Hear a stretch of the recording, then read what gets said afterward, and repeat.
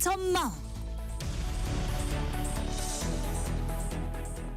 신년기획 2026 대한민국 지방선거 대전망, 오늘 그 마지막 시간입니다. 먼저 제주도 지역선거 집중 분석해 볼까요? 미디어 제주의 김형훈 기자 전화로 연결돼 있어요. 안녕하세요. 네, 안녕하십니까. 미디어 제주 김영훈 기자입니다. 제주도는 행정구조가 좀 독특해서 타 지역과는 좀 다르죠?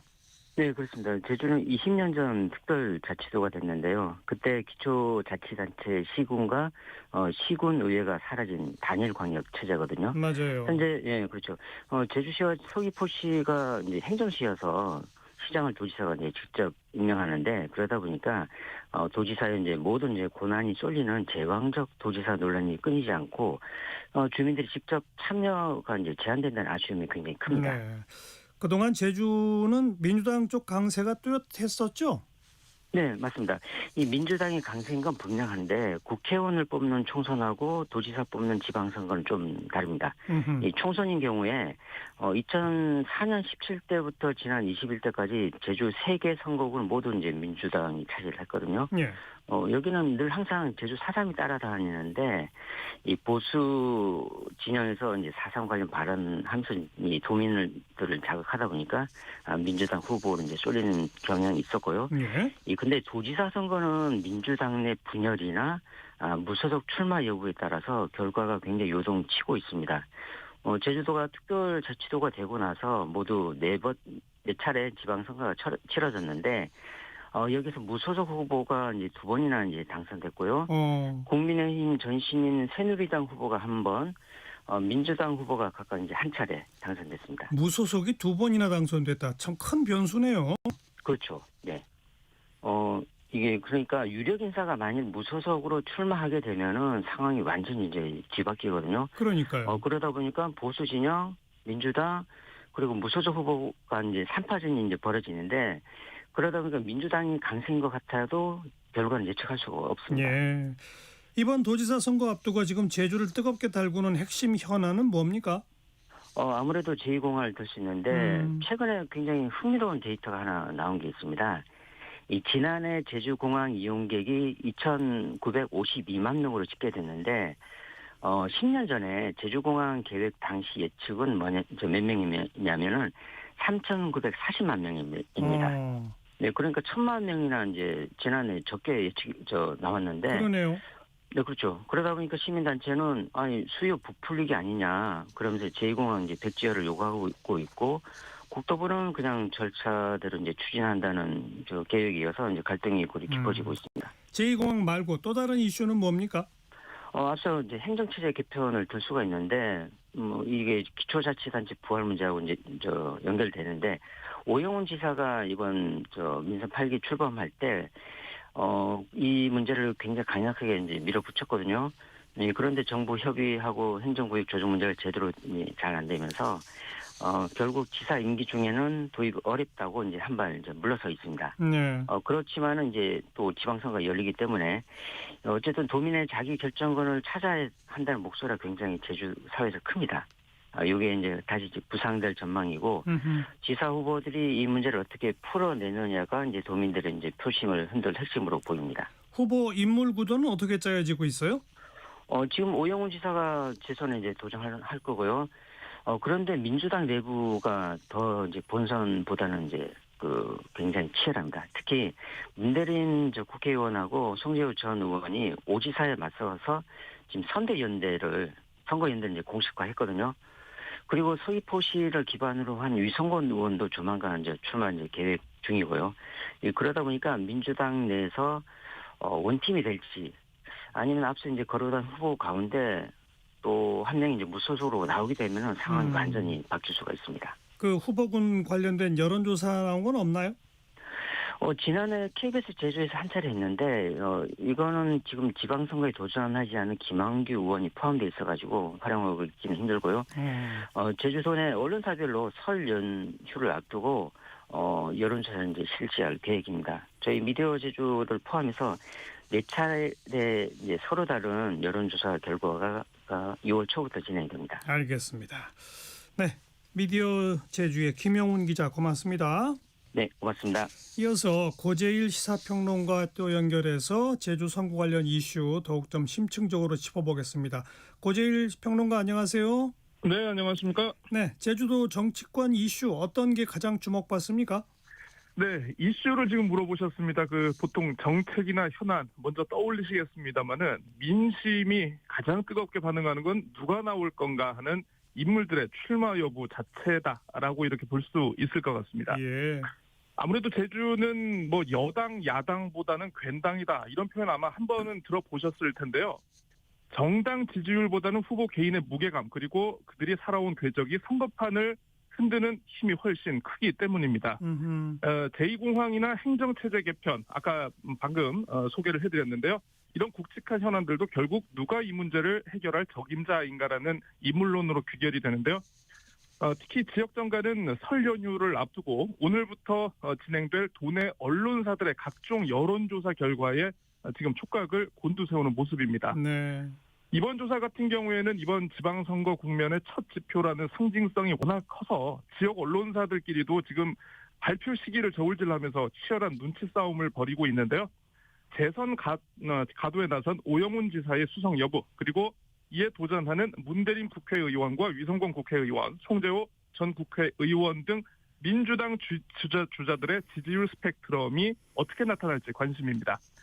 여기에 더해서 국민의힘 주자군인 고기철 도당위원장 그리고 문성유 전 기재부 정책실장의 성적표와 새롭게 뛰어든 진보당 김명호 후보의 지지율이 어느 정도 파괴력을 보여줄지가 설 연휴 제주 민심의 향방을 가를 바로미터가 될 전망입니다. 네. 지금 민주당하고 조국혁신당 합당 논의가 진행 중인데 이 제주도의 바로 위에 있는 호남권에는 이 합당 여부가 상당히 중요한 변수인데 제주도는 어때요? 네, 일단은 민주당 독주 체제에 대한 제주도 지역의 유권자들의 피로감이 있는 것도 사실입니다. 때문에 합당 추이에 관심을 보이고 있는데요. 근데 지금 말씀하신 호남과는 양상이 좀 사뭇 다르다라고 이렇게 볼 수 있습니다. 일단 제주 같은 경우에는 직접 뽑는 게 도지사, 교육감, 광역의원이 도의원밖에 없습니다. 네. 시장이나 군수 같은 기초자치단체장 선거가 없는 데다가 무엇보다 조국 혁신당의 인물 기근 현상이 꽤나 심각하기 때문인데요. 실제 제주의 조국 혁신당 주자들을 이름 나오는 분들을 보면은 민주당과 이중당적을 가졌거나 정치적 뿌리가 같은 인물이 상당히 많이 있습니다. 이 호남 지역처럼 두 당이 사활을 걸고 정체성 경쟁을 벌이는 구도가 아니라 그 사람인 경우가 많다라는 건데요. 예. 유권자들 입장에서는 변화를 기대하면서 조국 혁신당을 바라보지만 막상 현장에서는 대안으로서 좀 차별화된 인물을 찾기 어려운 게 아니냐 이런 얘기도 나오고 있는데요. 이런 구조적 특징 때문에 합당 과정에서 나올 정치적 진통 또는 지분 싸움이 오히려 다른 지역에 비해서는 상대적으로 크지 않을 수도 있겠다 이런 분석도 나오고 있습니다. 네. 지금 이제 다른 지역은 뭐 대전 충남, 뭐 광주 전남, 부울경 뭐 등등 행정 통합이 이슈가 되고 있는데 제주도는 반대로 이 서귀포시나 뭐 제주시 자치권 강화 이게 네네. 화두가 되고 있죠. 네, 그렇습니다. 다른 지역은 뭐 지금 행정통합 논의가 지금 급속히 진행이 되고 있는데 제주의 상황은 말씀하신 대로 좀 반대 상황이다, 반대 흐름이다 이렇게 보시면 될 것 같습니다. 제주도 같은 경우에는 2006년에 특별자치도가 출범된 이후 지금 20년 가까이 잃어버린 풀뿌리 민주주의의 회복이 지금 본질적인 화두로 꼽히고 있는데요. 예.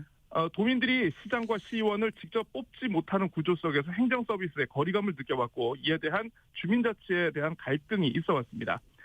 특히나 제주시에 비해서 1차 산업 비중이 높고 인프라가 상대적으로 부족한 서귀포시 지역 같은 경우에는 제주시 중심의 행정에 대한 소외감이 조금 깊은 편인데요. 오영훈 도지사가 지난 임기에서 자신의 임기 중에 행정체제 개편을 핵심 공약으로 밀어붙인 배경도 이런 지역적 열망이 반영됐기 때문입니다. 때문에 제주 정치권의 대다수가 기초자치단체 부활이라는 큰 방향성에는 찬성을 하고 있습니다만은 다만 구역을 3개로 나눌지 아니면 다른 형태를 취할 것인지 같은 추진 방식과 방법론을 두고 앞으로 선거 국면에서 예. 다소 논쟁이 이어질 것으로 보입니다. 자치권 강화 또 제2제주고강 이런 굵직한 이슈들 외에 도민 네네. 표심을 흔들 이슈는 뭐가 있어요? 아무래도 경제 아니겠습니까? 제주 네. 역시 거대 담론보다는 현장에서 지금 어려운 민생의 비명이 정말 극으로 달하고 있습니다. 특히나 건설 경기가 지금 고사 위기에 처해 있는데요. 건설 수주액이 반토막 나면서 자금이 돌지 않고 있고, 여기에 더해서 미래를 꿈꿔야 할 청년들은 일자리를 찾아서 매년 2,000명 이상씩 고향을 등지고 있습니다. 이런 경제적 위기 상황이 재선을 노리고 있는 오영훈 도정에도 커다란 정치적 부담이자 빨간불이 되고 있는데요. 예. 상황이 이렇다 보니까 제주도정이 최근 파격적인 긴급 처방을 쏟아내고 있습니다. 이 선거를 앞두고 돈을 부리는 것 아니냐, 이런 곱지 않은 시선에도 불구하고 지역 화폐인 탐나는전의 할인율을 역대 최고인 20%까지 상향하기로 했고요.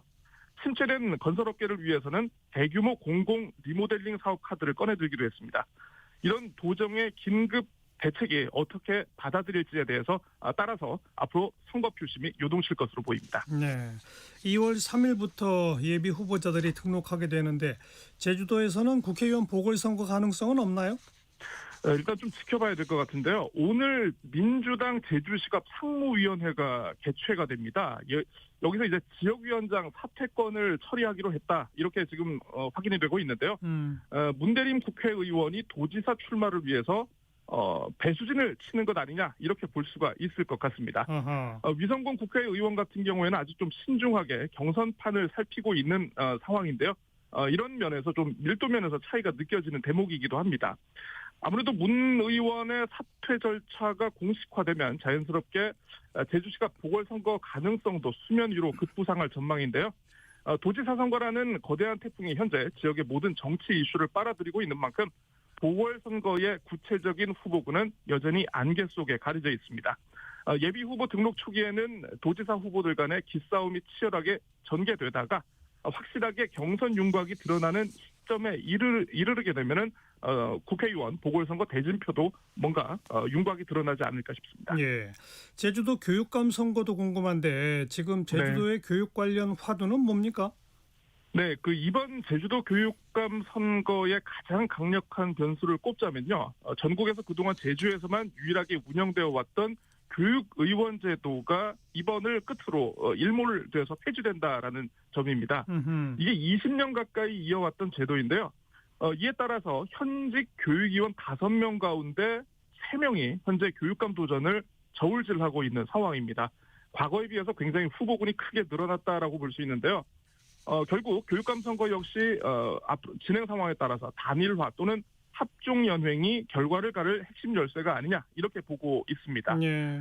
현재 보수 성향의 김광수 교육감에 맞서서 진보 성향의 고이수 교육위원이 청렴과 신뢰 회복을 내걸고 대립각을 세우고 있는 모양새인데, 도민들은 교육 수장 선출과 관련해서 교육 현장의 안전과 책임 문제를 민감하게 지켜보는 모양새입니다. 지난해 제주에서 발생한 교사 사망 사건과 관련해서 교육청의 부실하고 무책임했던 대응 논란, 그리고 학교 내에 있었던 성비위 사건 등 교권과 학생 안전이 무너진 현안들이 산적해 있는데요. 현 교육청이 이에 대해서 충분히 책임을 지고 대안을 만들었는지, 아니면 새로운 리더십이 교육 현장의 신뢰를 재건해야 하는지를 놓고 앞으로 도민들이 엄중한 선택을 내릴 것으로 보입니다. 알겠습니다. 고재일 시사평론가였어요. 고맙습니다. 네, 감사합니다.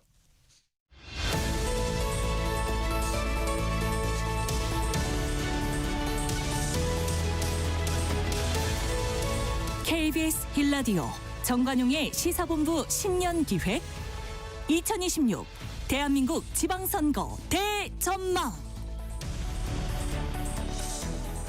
네, 신년기획 지방선거 대전망 오늘 마지막 시간입니다. 전국을 다 돌아봤고요. 이제 배종찬 인사이트 K 소장과 함께 지방선거 관련된 전반 사항 다시 한번 짚어봅니다. 배종찬 소장 어서 오세요. 안녕하십니까, 배종찬입니다.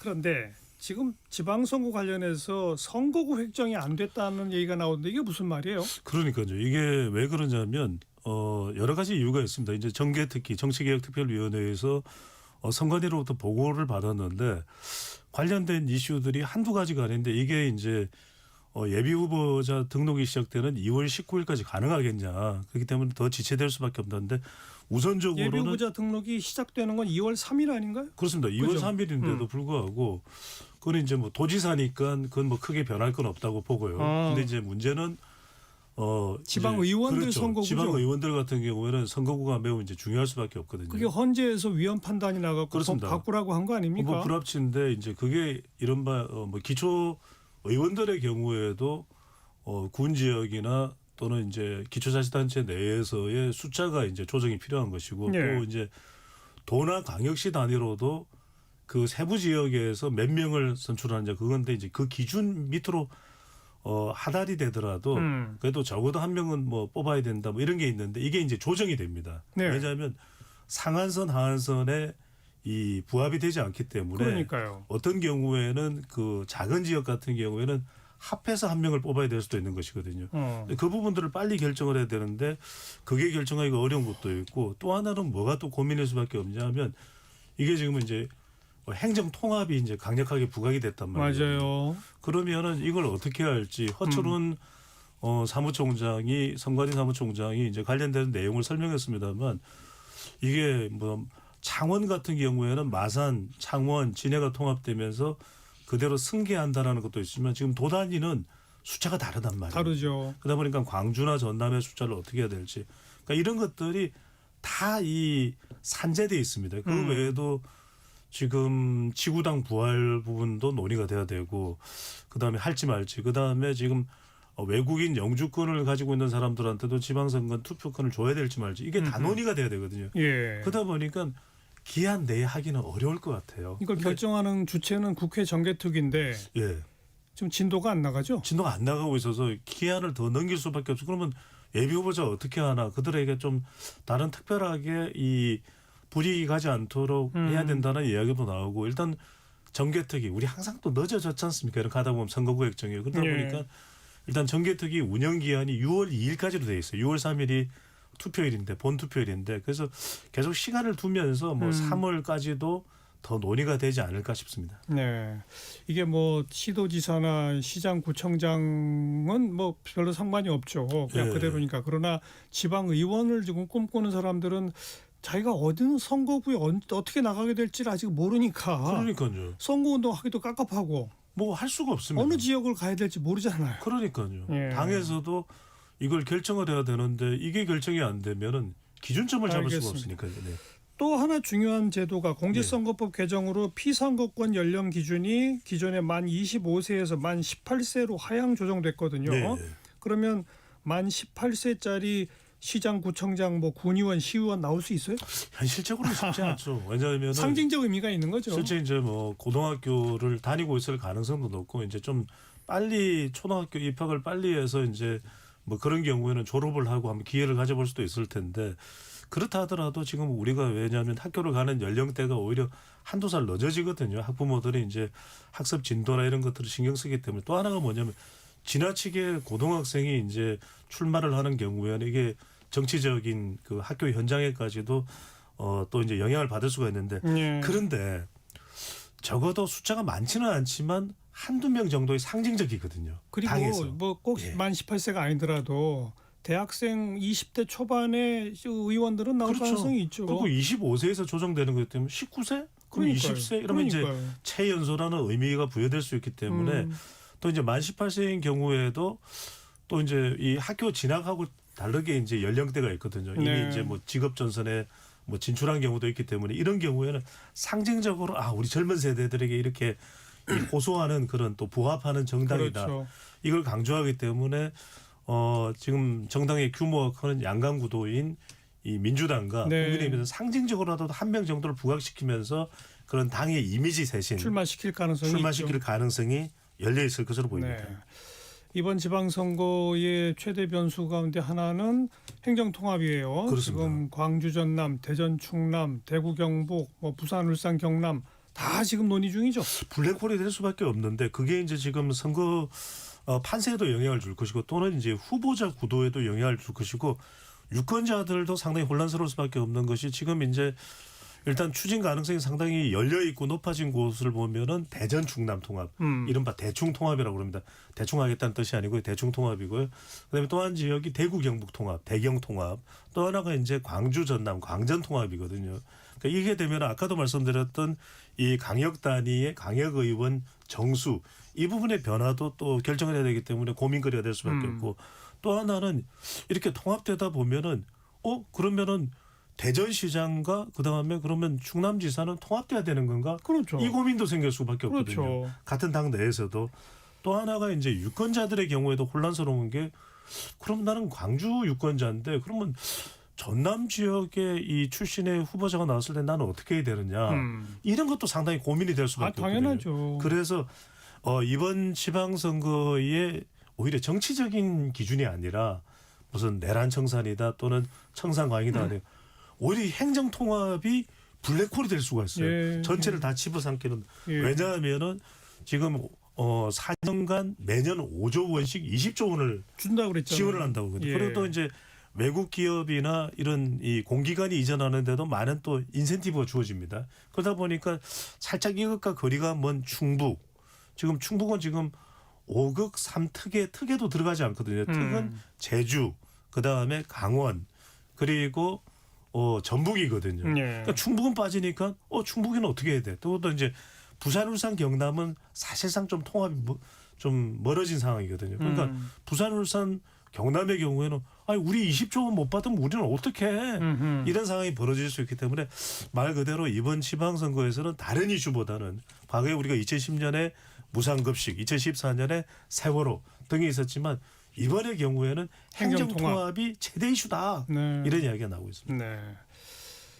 전반적 정치 구도상으로는 아무래도 이재명 대통령 집권 1년 차이라고 하는 네. 그런 점, 또 이른바 내란 청산 재판이 여전히 진행 중이라고 하는 점 등등으로 봐서는 민주당에게 압도적으로 우세한 그런 국면이죠. 한마디로. 그렇습니다. 뭐 서울시장 선거도 그렇고 부산시장 선거도 그렇고 구도인데 구도 자체가 여전히 이제 2월 19일이면은 윤석열 전 대통령 1심 선고도 나오기 때문에 그런 또 이 구도의 영향, 네. 선거는 구도가 70%거든요. 이런 상황이 될 수밖에 없는 것이고 최근에 이제 뭐 지구당 부활 이야기가 나오는데 정청래 대표는 또 지구당 부활을 밀고 있거든요. 또 국민의힘에서도 국민의힘 지도부들도 대체적으로 또 지구당 부활을 밀고 있는데 지금 서울시장인 오세훈법으로 지구당이 폐지가 됐거든요. 2004년에 우리 정관장 앵커는 잘 알고 계실 겁니다. 뭐 이런 것들 또 서울시장의 경우에는 명태균 관련해서 불구속 기소가 됐지만 이게 이제 또 기소가 됐기 때문에 또 재판도 받아야 되는 그렇죠. 상황이에요. 여러 가지로 좀 후덜리고 있는데